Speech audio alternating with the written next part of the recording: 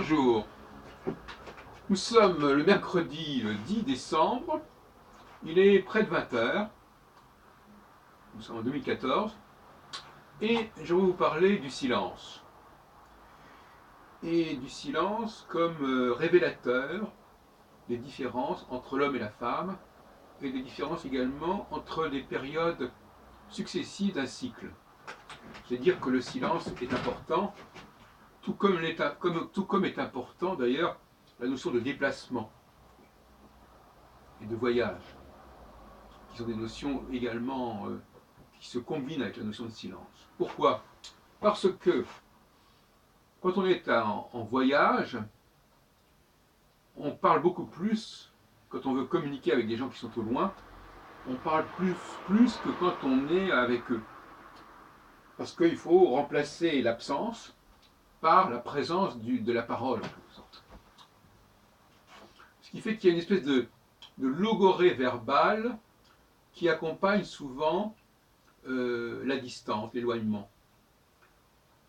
Les lettres, les SMS, les mails, tout ça n'a pas de raison d'être dès lors que les gens sont ensemble. Est-ce que j'ai besoin de demander des nouvelles de la part de quelqu'un que je vois en permanence? Est-ce que j'ai besoin de donner signe de vie à quelqu'un que je vois tous les jours? Donc, la séparation spatiale, je ne parle même pas, bon, la séparation spatiale génère du discours, génère de la parole, avec tout ce que cette parole peut avoir de lassant, de dérisoire, de factice. Et donc, c'est l'éloignement même qui va provoquer cette parole. Et le rapprochement va mettre fin à cette parole. Et bien évidemment, par exemple, le cas classique, c'est un homme qui parle énormément avec une femme avec laquelle il n'a pas de relation physique, avec laquelle il ne vit pas, et quand il vit avec elle, il est dans le mutisme en quelque sorte, c'est-à-dire qu'il a une relation physique, une relation visuelle, une présence, qui n'a pas besoin du langage pour donner le change en quelque sorte. Autrement dit, le silence, c'est la marque de la présence. Si je suis présent à l'autre, si je suis présent à moi-même, si je me parle à moi-même, je n'ai pas besoin de parler. C'est-à-dire que la pensée n'est pas là. Quand je parle de le silence, la pensée, c'est quand même une forme de présence, mais ce n'est pas la parole, la pensée. La parole, c'est quelque chose qui peut être capté par les tiers. Alors moi, je pense à quelque chose, personne n'entend ce que je dis. Si je dis quelque chose à quelqu'un, d'autres personnes peuvent entendre. Ce n'est pas du tout la même démarche. Et force est de constater que les femmes, je le dis 100 fois, ont un rapport à la parole extrêmement important. Même quand elles sont proches, je veux dire, c'est une espèce de parole qui est presque d'office, qui on brasse énormément de mots, on raconte énormément de choses, plus ou moins intéressantes, qui font surtout sens, qui feraient surtout sens s'il y avait justement cette séparation, cette distance. Ils font beaucoup moins sens quand les gens sont côte à côte. Mais quand ils se téléphonent, par exemple, eh ben, ça fait plus sens de parler au téléphone que de parler en tête à tête. Quand je suis en face de quelqu'un, il y a un visuel, il y a une présence physique. Il y a là, tout simplement, on est là ensemble, donc on voit les mêmes choses. Et c'est la distance, c'est le déplacement, donc c'est le voyage qui va générer de la parole. Alors pour parler d'astrologie, parce que tout cela est lié, en phase conjonctionnelle de Saturne, lorsque Saturne est proche de sa conjonction avec l'une des 4 étoiles royales fixes, tous les 7 ans, eh bien, on va vers un processus de silence. C'est-à-dire qu'on est en recherche de silence. Et en fait, paradoxalement, être en recherche de silence, c'est être en recherche de présence. Parce que le silence, c'est le contraire de la présence. ou dis-moi c'est une autre type de présence qui vient se substituer à la vraie présence. Présence, c'est-à-dire d'être là, ici et maintenant. Ici et maintenant. Et quand on n'est pas dans l'ici et maintenant, eh bien, on passe à des processus d'écriture, des processus de téléphone aujourd'hui. Dans le téléphone, il y a l'idée de télos, c'est-à-dire d'éloignement, etc. etc. Bon. Alors, donc les femmes seraient plus marquées justement par ces relations avec l'autre, l'autre étant quelqu'un d'autre, étant un inconnu. À la différence de quelqu'un si quelqu'un se parle à lui-même, il n'y a pas de bruit, c'est le silence. Donc le silence, c'est la proximité. Le silence, c'est la présence. Le silence, c'est l'intimité. Le bruit, la parole, le verbiage, le langage, c'est déjà la marque d'une distance, d'un éloignement, d'une méconnaissance, d'une ignorance. On veut savoir, on demande, on raconte. Raconter le passé aussi, c'est fait partie de ce bruit, bien entendu, parce que le passé, par définition, il est dans l'absence, quelque part. Même s'il est présent dans le présent, bon, peu importe. Donc, les hommes préfèrent, à mon avis, le silence. Et je dirais même qu'il est très important dans ma conception de l'éducation, notamment l'éducation des jeunes enfants et des jeunes garçons, de les mettre dans le silence. C'est-à-dire qu'ils ne soient pas perturbés par la parole. Parce que cette parole de l'autre, elle vient perturber ma parole intérieure. Elle vient me gêner. On sait très bien que quand quelqu'un parle, notre capacité de concentration, de réflexion, quand on étudie un discours, quand on écoute, elle est atteinte considérablement. Et que le cerveau fonctionne beaucoup plus en surface.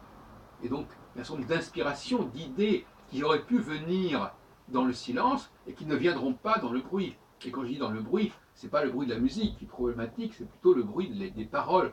Même les chuchotements, même les choses les murmures perturbent.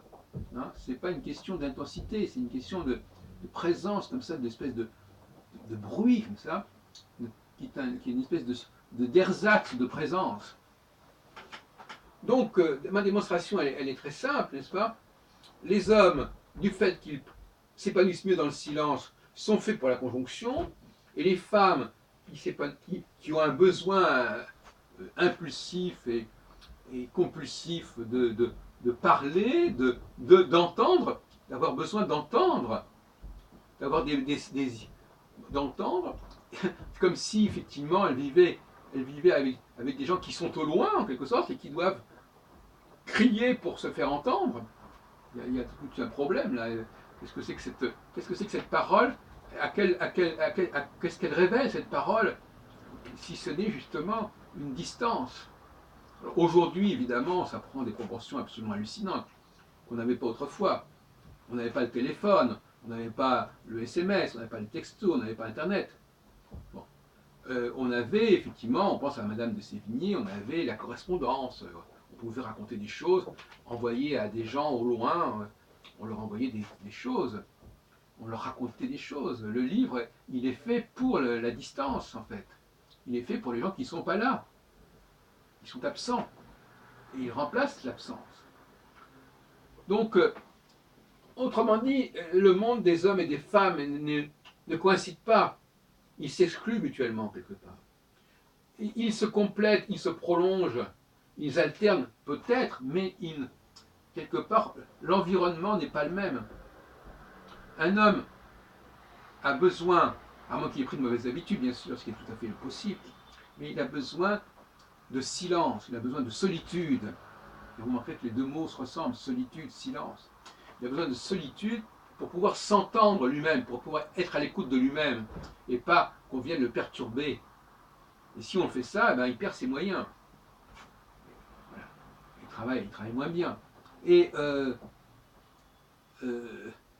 donc les femmes, elles ont besoin elles ont besoin qu'on leur parle, qu'on leur dise des choses. Elles ont besoin de parler, de communiquer, comme dirait John Gray, dans ses bouquins sur les femmes viennent de Vénus et les hommes viennent de Mars, il insiste sur ce besoin d'exprimer. Pourquoi ce besoin d'exprimer? À quoi ça correspond? À quel contexte ça correspond? C'est ce que j'étais en train de me poser comme question, n'est-ce pas? euh, cela, vient, cela vient de la distance, voyez-vous. Parce qu'il y a un moment donné où la conjonction se dénoue et on arrive à ce qu'on appelle la disjonction en astrologie albronienne. Et la disjonction, eh bien, c'est que les gens sont éloignés. C'est que le couple androgynal, fusionnel, où on se comprend à demi-mot, où on est présent l'un à côté de l'autre, ce couple-là se défait, et à ce moment-là, il va y avoir la parole qui va prendre sa place, qui va prendre toute sa place pour comment dirais-je, remplir un vide en quelque sorte, remplir un manque, combler un manque.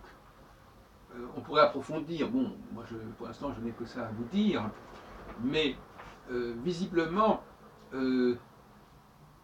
quand les femmes doivent comprendre que quand on passe de la disjonction à la conjonction, il faut apprendre premièrement à vivre ensemble, l'un sur l'autre, l'un avec l'autre, l'un sur l'autre c'est une façon de parler, évidemment, et à ce moment-là de parler de moins en moins, de laisser l'homme complètement avec lui-même, en quelque sorte, avec lui-même, même si elle est là, il faut que sa pensée, elle puisse se dérouler, elle puisse se déployer calmement, sans le bruit extérieur, sans la parole, sans le bavardage.